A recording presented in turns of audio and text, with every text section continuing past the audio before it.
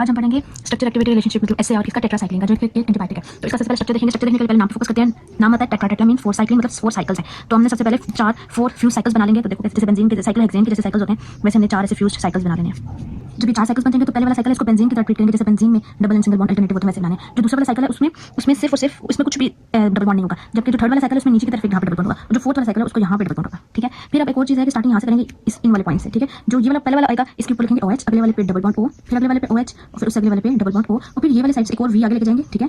यहाँ पे लिखेंगे NH2 और यहाँ पे ये वाला कॉर्नर इसके साथ फिर डबल बॉन्ड O। तो ये नीचे से हमने स्ट्रक्चर कंप्लीट कर लिया। ऊपर की तरफ मूव करते हैं। ऊपर की तरफ ये है कि जो जिसमें कोई भी डबल बॉन्ड नहीं डालता उस वाले पे एक OH आ जाएगा और एक R ग्रुप आ जाएगा।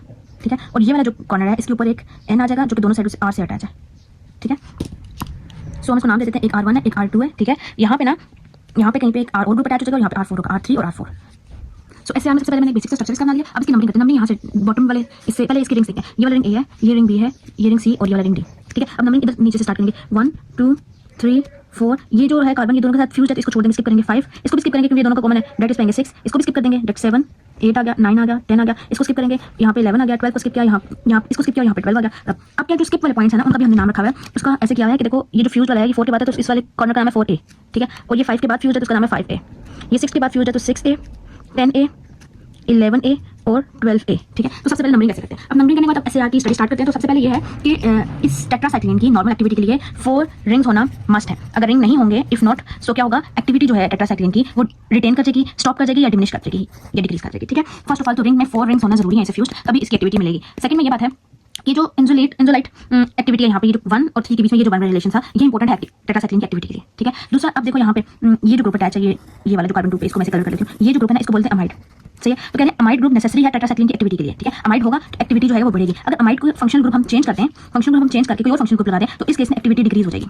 ठीक है। सो मतलब कार्बन पोजीशन 2 पे अमाइड लिंक होना जरूरी है। अगर होगा तो एक्टिविटी बढ़ेगी और अगर नहीं होगा तो फंक्शन ग्रुप या चेंज करके कोई और फंक्शन ग्रुप यहाँ पे लगा देंगे फिर एक्टिविटी डिक्रीज हो जाएगी। फिर आ जाते हैं कार्बन नंबर 4 पे। इस कार्बन नंबर 4 पे एक अमाइड लिंकेज है जिसके साथ 2 अल्काइल ग्रुप्स है। तो वो कह रहे हैं इसका प्रेजेंट होना जरूरी है, इंपॉर्टेंट है, इसका होना जरूरी है, इसी वजह से एक्टिविटी बढ़ेगी। और इसके साथ R1 और R2 है ये स्मॉल ग्रुप्स हों तब एक्टिविटी बढ़ेगी और अगर इस ग्रुप्स में बल्कि ग्रुप्स लगे हों तो एक्टिविटी कम हो जाएगी टेट्रासाइक्लिन की। अब बल्कि ग्रुप्स की वजह से एक्टिविटी कम क्यों होती है कि देखो ये R1 और R2 में अगर बड़े-बड़े ग्रुप्स लगे हों तो वो आपस में स्टेरिक हिंड्रेंस देंगे। जब स्टेरिक हिंड्रेंस होती है तो वो फिर एक्टिविटी कम हो जाएगी टेट्रासाइक्लिन की। फिर आ जाते हैं पोजीशन दिस पे। यहाँ पे 12 जो है इस पोजीशन पे OH होना इंपॉर्टेंट है, ये टेट्रासाइक्लिन की एक्टिविटी को बढ़ाएगा। फिर आ जाते हैं इस पोजीशन पे ये जो कार्बन नंबर 5A और कार्बन नंबर 11A है, अगर इसमें से हाइड्रोजन 2 रिमूव कर दे मतलब डिहाइड्रेशन करें तो यहाँ पे डबल बॉन्ड बन जाएगा और जब यहाँ पे डबल बॉन्ड बनेगा तो ये एक्टिविटी को कम करेगा, टेट्रासाइक्लिन की एक्टिविटी को कम कर देगा। सो यहाँ पे भी डबल बॉन्ड की कोई जरूरत नहीं है। फिर आ जाते हैं रिंग नंबर, फिर बात करते हैं ये पोजीशन 5 पोजीशन 7 पोजीशन 8 9 ये वो पोजीशन है इसमें कोई सब्स्टिट्यूएंट्स नहीं है और अगर इन जगहों पे हम लोग कोई सब्स्टिट्यूएंट लगाएंगे तो मोर चांसेस है कि एक्टिविटी टेट्रासाइक्लिन की रिटेन कर जाए और लेस चांसेस ये भी है कि मे बी इनमें से किसी एक जगह पे कुछ सब्स्टिट्यूएंट लगने की वजह से एक्टिविटी ज्यादा बढ़ जाए। सो ये पॉइंट भी माइंड में रखने वाला है।